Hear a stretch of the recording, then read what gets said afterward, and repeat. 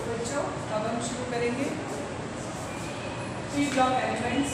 इसमें हम पढ़ेंगे group 15 elements. We will discuss group 15 elements. In class 11 you have read group 13 and group 14 elements. Group 13 और group 14 elements आपने 11वीं कक्षा में पढ़े वो P block.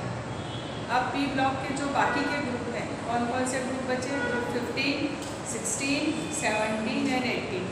This we will study one by one. तो सबसे पहले हम लेते हैं एलिमेंट्स ऑफ ग्रुप 15। ग्रुप 15 के तत्व इनको निकोजेंस भी बोलते हैं। निकोजेंस इसलिए बोलते हैं कि नाइट्रोजन जो है, अगर एयर में ओनली नाइट्रोजन हो, ऑक्सीजन नहीं हो, तो इसके कारण नाइट्रोजन की प्रेजेंस में दम रुकता है, सांस रुकती है, इसलिए ये पूरे समूह को हम बोलते हैं निकोजेंस। अब इस समूह के जो एलिमेंट्स हैं वो है नाइट्रोजन, फास्फोरस, आर्सेनिक, एंटीमनी और विस्पर। अब इनकी जो अपीयरेंस है, nitrogen is present almost 78% in air in the form of N2। Nitrogen वायु में उपस्थित होती है, N2 के रूप में पाई जाती है। Also it is present in the form of nitrates, जैसे कि KNO3 जिसको इंडियन सॉल्ट पीटर बोलते हैं, NaOH जिसको बोलते हैं चिली सॉल्ट पीटर। इसके अलावा एनिमल्स में और प्लांट्स में it is found in the form of protein. Protein के रूप में हमारे शरीर में पाई जाती है नाइट्रोजन। फॉस्फोरस जो it is generally obtained in rocks in the form of phosphates. Arsenic, antimony और bismuth these are found as sulphides. ये सल्फाइड्स के रूप में अर्थ में मिलते हैं। तो ये हो गया इनके अपीयरेंस के बारे में। अब हम इनकी कुछ फिजिकल प्रॉपर्टीज पढ़ेंगे। सबसे पहले हम इनका लेते हैं एटॉमिक नंबर। नाइट्रोजन का 7, फास्फोरस का 50, आर्सेनिक का 33, एंटीमनी का 51, बिस्मथ का 83 और सिंथेटिक यानी कि मैन-मेड रेडियोएक्टिव एलिमेंट है moscovium. Because it's life is very short, half life is very short, it can not exist for a long, therefore it's chemistry is not known very well. मनुष्य का बनाया हुआ तत्व है, इसलिए इसकी हाफ लाइफ बहुत कम है, इसलिए इसकी केमिस्ट्री के बारे में ज़्यादा पता नहीं।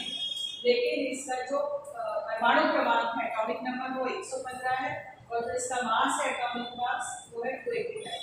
अब हम इनके सबके कॉन्फ़िगरेशन देखते हैं। जो पी ब्लॉक एलिमेंट्स है, इनका जो सामान्य विन्यास है बाहरी कक्ष का, वो है NH2NP3। मतलब S में 2 इलेक्ट्रॉन और P में 3 इलेक्ट्रॉन। तो सबसे पहले हम देखते हैं कॉन्फ़िगरेशन, इलेक्ट्रॉनिक कॉन्फ़िगरेशन देखते हैं नाइट्रोजन का। 2s2 2p3। हीलियम का कॉन्फ़िगरेशन क्या है? 1s2 का 2s2 2p3। तो सब में हम सबसे पहले जो नोबल गैस उसके आते हैं उसका सिंबल दिया है। मतलब नियॉन का कॉन्फ़िगरेशन, उसके बाद 3s2 3p3 फास्फोरस के लिए।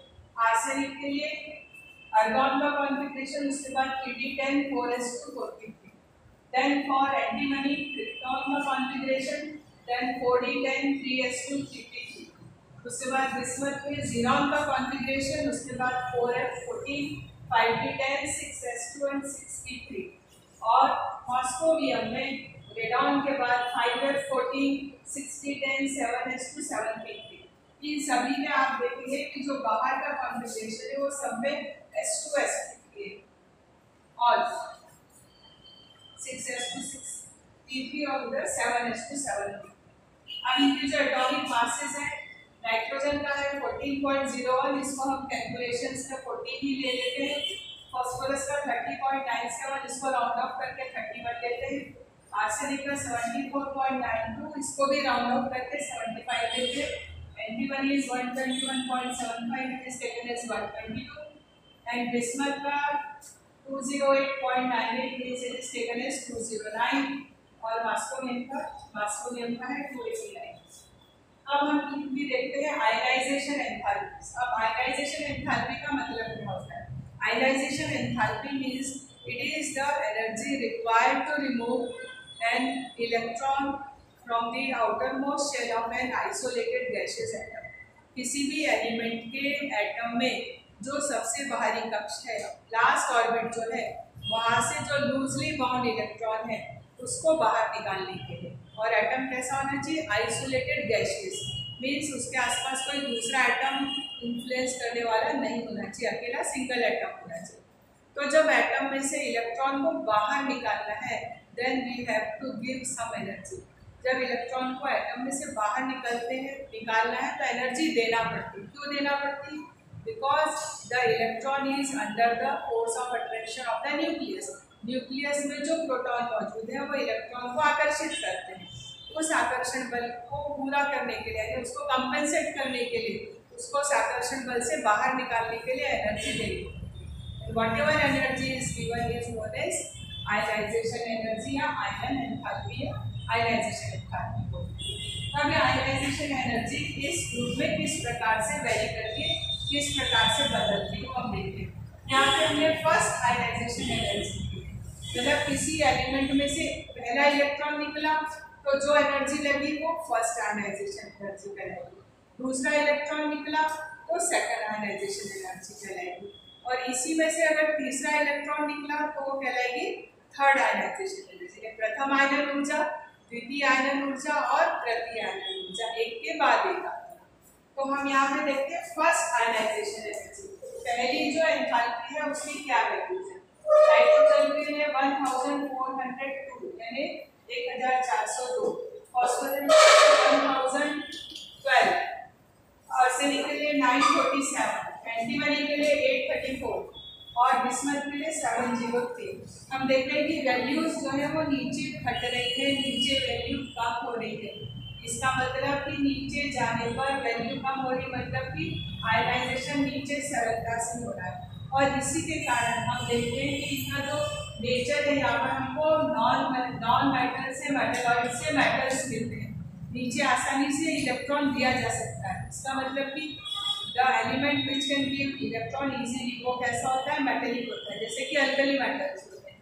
तो नाइट्रोजन और फास्फोरस जो है यहाँ पर कैसे होते हैं? These are the non metals. ये नॉन मेटल है और ये दोनों नॉन मेटल अधातु। आर्सेनिक और एंटीमनी ये दोनों मेटलॉइड हैं, यानी उनको धातु। उसके बाद bismuth and moscovium, these two are the metals, ये दोनों धातु होते हैं। मतलब इसमें हमको यहाँ पे ट्रांजिशन मिलता है अधातु से उपधातु, उपधातु से धातु, मेटल से मेटलाइट और मेटलाइट से फिर मेटल्स, नॉन मेटल से मेटलॉइड्स, फिर उसके बाद मेटल्स। तो नीचे ग्रुप में हमको मेटेलिक नेचर मिलता है, उस ग्रुप में हमको क्या मिलता है? नॉन मेटेलिक नेचर, यानी कि अधातु। इसी प्रकार से जो सेकंड और थर्ड आयनाइजेशन एनर्जी है उसमें भी इसी प्रकार से वेरिएशन होता है, लेकिन सेकंड और थर्ड आयनाइजेशन एनर्जी जो है वो फर्स्ट के मुकाबले हर एक एलिमेंट की अपने आप में काफी अधिक हाई होती है। नेक्स्ट हम देखते हैं इलेक्ट्रोनिगेटिविटी। इलेक्ट्रोनिगेटिविटी मीन्स, इलेक्ट्रोनिगेटिविटी को हिंदी में बोलते हैं विद्युत ऋणात्मकता। तो विद्युत ऋणात्मकता का मतलब क्या है? Tendency to attract bonded pair towards itself. हर एक एटम की ये प्रवृत्ति होती है कि वो जो शेयर्ड पेयर इलेक्ट्रॉन होता है उसको अपनी तरफ खींचता है। तो अपनी तरफ खींचने की जो कैपेसिटी है, अपनी तरफ खींचने की जो एबिलिटी है, उसको इलेक्ट्रोनिगेटिविटी बोलते हैं। और इलेक्ट्रोनिगेटिविटी कोई एनर्जी नहीं है, इट इज़ नॉट एनर्जी। इसको हम किलो जूल मोल में नहीं नाप सकते, लेकिन इसके लिए स्केल पॉलिंग ने दिया है। उस स्केल के आधार पर जो इलेक्ट्रोनिगेटिविटी की वैल्यूज है वो इस प्रकार से है। नाइट्रोजन की 3.0, फास्फोरस की 2.1, आर्सेनिक की 2.0, उसके बाद एंटीमनी की 1.9 और बिस्मथ की भी 1.9। मतलब इलेक्ट्रोनिगेटिविटी हम देखते हैं कि नीचे की तरफ कम होती जा रही है। नीचे क्यों कम होती जा रही है? क्योंकि नीचे जब हम ग्रुप में जाते हैं, when we move from top to bottom, atomic size increases। और साइज बढ़ने के कारण क्या होता है? जो न्यूक्लियस है उसके बाहरी कक्ष के पास में जो भी इलेक्ट्रॉन है उनको खींचने की टेंडेंसी कैसी होती है? कम होती जाती है। छोटा एटम है, साइज उसका छोटा है, तो वो शेयर्ड पेयर को ज़्यादा अच्छे से खींच पाएगा। अगर बड़ा साइज है तो शेयर्ड पेयर को अपनी तरफ कम खींच पाएगा। तो नीचे चूंकि साइज बढ़ रहा है, साइज कैसे बढ़ रहा है? यहाँ पे 2p में इलेक्ट्रॉन, या 3p में, या 4p में, 5p, 6p और 7, मतलब एक एक एनर्जी लेवल बढ़ने से साइज बढ़ रहा है। साइज बढ़ने से क्या हो रहा है? इलेक्ट्रोनिगेटिविटी डिक्रीज हो रही है। फिर हम देखते हैं कोवलेंट रेडियस। अभी मैंने आपको बताया कि साइज नीचे बढ़ रहा है। तो यहाँ पर कोवेलेंट रेडियस नाइट्रोजन का 70, फॉस्फोरस का 110, आर्सेनिक का 121, एंटीमनी का 141 और बिस्मथ का 148, ये कोवेलेंट रेडियस। उसके बाद हम बॉइलिंग पॉइंट भी अगर देखें तो बॉइलिंग पॉइंट भी नीचे जाने से जनरली बढ़ रहा है। 77.2 नाइट्रोजन का, फॉस्फोरस का 554, आर्सेनिक का 888, उसके बाद एंटीमनी का 1860 और बिस्मथ का 1837। ऑलमोस्ट जो बॉइलिंग पॉइंट है वह नीचे जाने पर बढ़ रहा है। अब इस ग्रुप के जो केमिकल प्रॉपर्टीज है वो हम आगे डिस्कस करते हैं।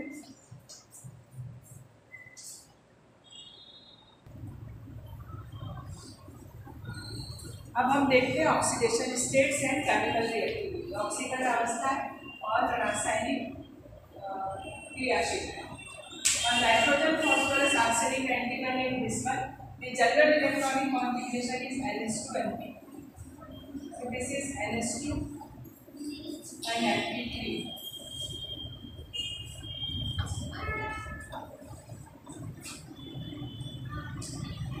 So common oxidation states are -3, +3 and +2. These are the common oxidation states. If these three electrons participate in bonding, तो -3 या +3 ऑक्सीडेशन स्टेट मिलती है। मोर इलेक्ट्रोनेगेटिव के साथ और लेस इलेक्ट्रोनेगेटिव के साथ -3 +3 ऑक्सीडेशन स्टेट्स मिलेंगी। मोर इलेक्ट्रोनेगेटिव के साथ +3, लेस के साथ -3। और अगर ये दो भी पार्टिसिपेट करते हैं तो ये हमको +5, -3, +3 और +5 ऑक्सीडेशन स्टेट मिलेगी। अगर पांचों इलेक्ट्रॉन पार्टिसिपेट कर रहे हैं तो +1, अगर केवल 3 पार्टिसिपेट करते हैं तो +3 और -3 ऑक्सीडेशन स्टेट्स। अब as we move down the group, जब हम ग्रुप में नीचे आते हैं तो -3 ऑक्सीडेशन स्टेट कम होती जाती है। -3 oxidation state is less available down the group, नीचे जाने पर हमको ये कम मिलती है। उसके बाद इसी प्रकार से जो ये हायर ऑक्सीडेशन स्टेट है, the higher oxidation state is also less available in going down the bismuth, in going down the group. Only bismuth pentachloride BF5 is formed with the fluorine, केवल फ्लोरीन के साथ BF5 मिलता है। तो ये जो होता है कि नीचे जाने पर हायर ऑक्सीडेशन स्टेट कम मिलती है, इसको हम बोलते हैं this occurs due to inert pair effect. Inert pair effect के कारण ऐसा होता है।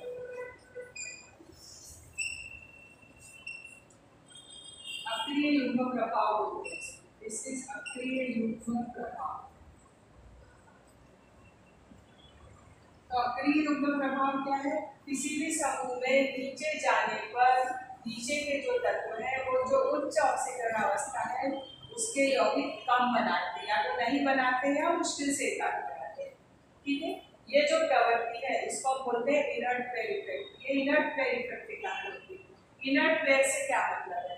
इनर्ट पेयर से मतलब ये है कि ये जो दो इलेक्ट्रॉन है, these two electrons in S, these are paired electron. As these are paired electron, they have less tendency to participate in bonding. चूंकि ये पेयर्ड इलेक्ट्रॉन है इसलिए इनकी बॉन्डिंग की प्रवृत्ति कम होती है। पेयर्ड है, आराम से they are satisfied, this is complete, अपने आप में the orbital is completely filled. इसलिए because these are the paired electron, इसलिए इनकी पार्टिसिपेशन की बॉन्डिंग की टेंडेंसी कम होती है। और ये टेंडेंसी नीचे जाने पर, तो हमने अभी समझा इनर्ट पेयर इफेक्ट। अब जो नाइट्रोजन है और फॉस्फोरस है उनमें डिसप्रपोर्शनेशन मिलता है। Disproportionation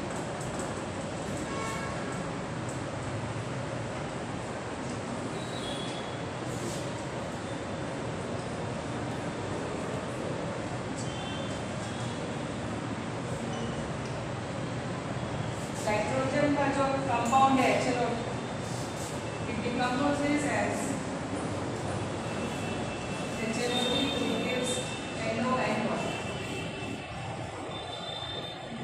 in this reaction oxidation state of nitrogen is +3, here oxidation state is +5, here is +2.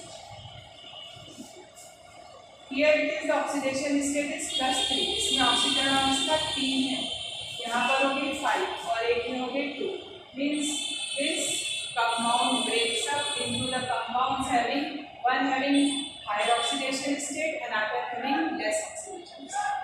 तो इसको हम बोलते हैं डिसप्रपोर्शनलेशन। तो ये रिएक्शन हमको किसमें मिलती है? नाइट्रोजन के सभी कंपाउंड्स में जब इनमें +1 से लेके +4 तक की ऑक्सीडेशन स्टेट मिलती है, उनमें हमको इस प्रकार की रिएक्शन मिलती है। मतलब कि जो नाइट्रोजन है उस ये जो कंपाउंड है, इससे जो दूसरे कंपाउंड्स बन रहे हैं उनमें ऑक्सीडेशन स्टेट एक में ज़्यादा है और एक में कम है, तो इसको बोलते हैं डिसप्रपोर्शनलेशन, समानुपाती। तो फास्फोरस में भी हमको इस प्रकार की रिएक्शंस मिलती हैं। और नाइट्रोजन की स्पेशलिटी ये है कि it gives oxidation state range from -3 to +5, wide range, बहुत बड़ी रेंज नाइट्रोजन में ऑक्सीकरण अवस्थाओं की मिलती है। -3 से लगा के +5 तक, means -3, -2, -1, 0, +1, +2, +3, +4 and +5. These are the various oxidation states that we found in the nitrogen.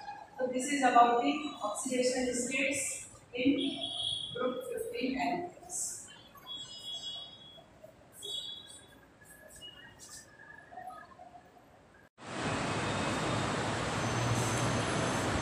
अब बच्चों हम पढ़ते हैं समूह 15 के हाइड्राइड्स के बारे में। Hydrides of group 15 elements. PH3 type of hydrides are formed: NH3 ammonia, PH3 phosphine, SH3 RC, SBH3 stibine, NDIH3 bismuthine. अब some physical properties of hydrides आते हैं, यहाँ कुछ भौतिक गुण बताते हैं आपको, जैसे कि मेल्टिंग पॉइंट, गलनांक, अमोनिया का 195.2 केल्विन में ये सभी, फॉस्फीन का है 139.5, आर्सिन का है 156.7, स्टीबिन का है 185, बिस्मुथिन का भी 1। अब आप देखते हैं कि अमोनिया से कम फॉस्फीन का है, there is a decrease from ammonia to phosphine, then there is slow increase, उसके बाद धीरे धीरे बढ़ रहा है। फॉस्फीन से आर्सिन पे जाते हैं तो there is rise, again up to स्टीबिन, again there is rise। मतलब अमोनिया से फॉस्फीन पर आने पे ड्रॉप है, उसके बाद फिर धीरे धीरे मेल्टिंग पॉइंट बढ़ रहा है। The reason is the high melting point of ammonia is because of hydrogen bond। Ammonia में हाइड्रोजन बंध बनता है क्योंकि नाइट्रोजन की इलेक्ट्रोनेगेटिविटी ज़्यादा है and size is small, because the electronegativity of nitrogen is high and size is small. क्योंकि nitrogen का आकार छोटा है और विद्युत ऋणात्मकता अधिक है, इसलिए अमोनिया में हाइड्रोजन बॉन्ड मिलता है, फॉस्फीन में हाइड्रोजन बॉन्ड नहीं मिलता है, इसलिए हमको यहाँ पर मेल्टिंग पॉइंट में ड्रॉप मिलता है। उसके बाद आर्सिन में फिर बढ़ जाता है थोड़ा, इसलिए बढ़ जाता है कि आर्सिन से फिर इनके बीच में वंडरवॉल फोर्स ऑफ अट्रैक्शन बढ़ते जाते हैं क्योंकि इनका साइज बड़ा है।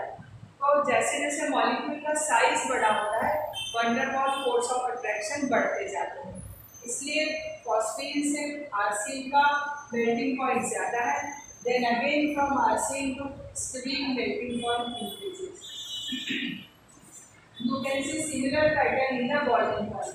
इसी प्रकार से बॉइलिंग पॉइंट में हम देखते हैं अमोनिया का बॉइलिंग पॉइंट है 238.5, then there is a drop, phosphine में एकदम से 185.5 होगा, उसके बाद अगेन देयर इज इंक्रीज 210.6, फिर थोड़ा सा बढ़ा, फिर हम देखेंगे 254.6, फिर बढ़ा और बिस्मुथिन में 290 हो गया।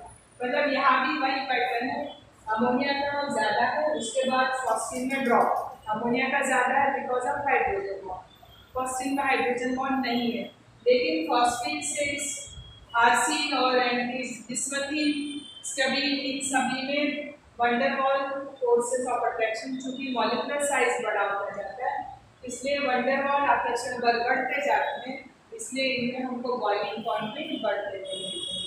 अब पीएच बॉन्ड डिस्टेंस यानी कि जो बॉन्ड की जो लंबाई है, ये जैसे अमोनिया, तो ये जो बॉन्ड डिस्टेंस है ये बॉन्ड लेंथ, तो बॉन्ड डिस्टेंस सी को मीटर है। अमोनिया में 101.7, उसके बाद पीएचपी में 141.9, आरसी में 151.9, स्टडी में 170.7।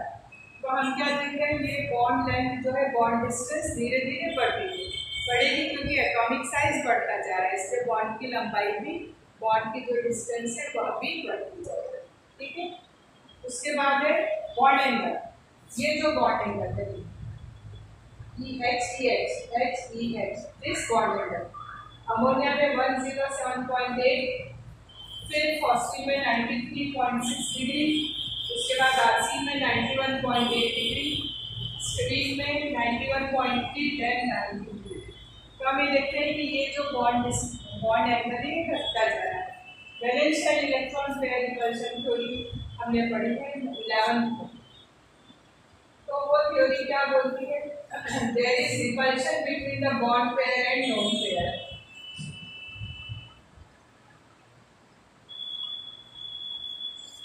ये बॉन्डेड पेयर है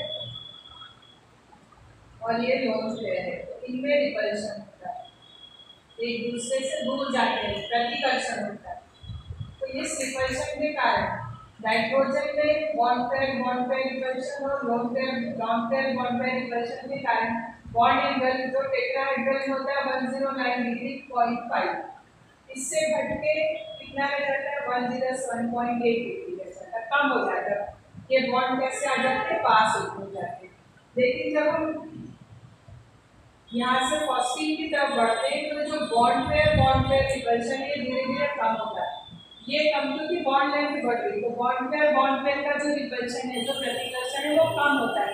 कम होने से वो क्या होता है, पास पास आते जाते हैं, तो इसलिए बॉन्ड एंगल घटते घटते कितना रह जाता है, इसका 3 तक आते आते 90 रह जाता है। इसमें सबसे कम रिपल्शन है, इसमें बॉन्ड कैसे पास पास हो। ठीक है, अब हम इनकी पढ़ते हैं थर्मल स्टेबिलिटी। थर्मल स्टेबिलिटी मतलब काफी स्थायी, इसमें अमोनिया सबसे ज्यादा स्टेबल है। जैसे जैसे हम नीचे की तरफ बढ़ते हैं हाइड्राइड्स में स्थायित्व कम होता जाता है, थर्मल स्टेबिलिटी कम होती जाती है। उसके बाद हम देखते हैं बेसिक नेचर, यानी क्षारीय गुण। बेसिक नेचर नीचे आने पर यानी अमोनिया से लेकर बिस्मथी तक जाने पे क्षारीय गुण कम होता जाता है। नाइट्रोजन अपना लोन पेयर आसानी से लेता है क्योंकि आकार में छोटा है, अमोनिया आकार में छोटा है, उसके बाद आकार बढ़ते जाने के कारण लोन पेयर का देना मुश्किल होता जाता है, इसलिए क्षारीय गुण यानी बेसिक कैरेक्टर कैसा होता है, कम होता जाता है। उसके बाद हम पढ़ते हैं रिड्यूसिंग नेचर, अपचायक गुण। तो अपचायक गुण नीचे जाने पर धीरे धीरे बढ़ते जाते हैं।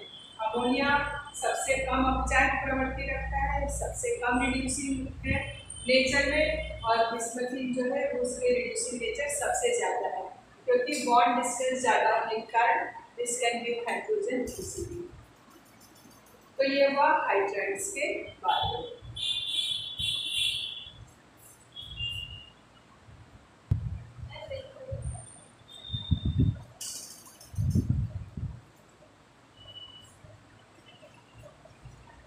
बच्चों हम पढ़ते हैं समुद्री ऑक्साइड्स के बारे में। E2O3 और E2O5 के ऑक्साइड्स बनाते हैं। सभी जो एलिमेंट्स हैं E2O3 E2O5 के ऑक्साइड बनाते हैं, जैसे नाइट्रोजन का N2O3 N2O5, P2O3 P2O5, S2O3 S2O5, Sp2O3 Sp2O5, Bi2O3 Bi2O5। इसमें जो नाइट्रोजन और फॉस्फोरस के ऑक्साइड्स है वो एसिडिक होते हैं, मतलब अम्लीय होते हैं। आर्सेनिक एंटीमनी के एम्फोटेरिक उभयधर्मी होते हैं, और बिस्मथ के नेचर में बेसिक ऑक्साइड्स होते हैं, मतलब क्षारीय होते हैं।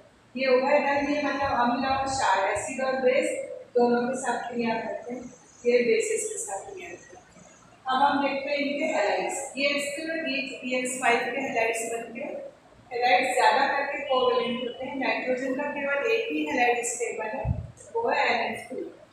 क्योंकि नाइट्रोजन में डी ऑर्बिटल नहीं होते, because there is no D orbital in nitrogen, it can not form EX5 type, means NCl5 या NH5 टाइप के नाइट्रोजन के हैलाइड्स नहीं बनते। Phosphorus can form PCl3 PCl5 type halides, यहाँ पर जो CH3 टाइप के होते हैं इनकी स्ट्रक्चर पिरामिडल होती है, पिरामिड के समान होती है,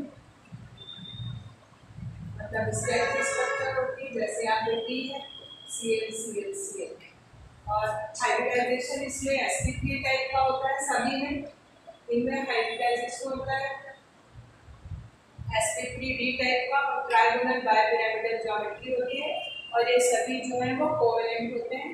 बिस्मथ का भी पेंटाहेलाइड नहीं बनता है इनर्ट, तो बिस्मथ और नाइट्रोजन में पेंटाहेलाइड्स नहीं बनते। उसके बाद हम देखते हैं मेटल्स के साथ रिएक्शन। तो कुछ मेटल्स के साथ रिएक्ट करते हैं, जैसे कैल्शियम नाइट्राइड बनता है, कैल्शियम फॉस्फाइड बनता है, सोडियम आर्सेनाइड बनता है, जिंक के संग जिंक एंटीमोनाइड बनता है और मैग्नीशियम के संग मैग्नीशियम डिसल्फाइड बनता है। इस प्रकार से ये मेटल के साथ रिएक्ट करके भी रिएक्ट करके कंपाउंड बनता है।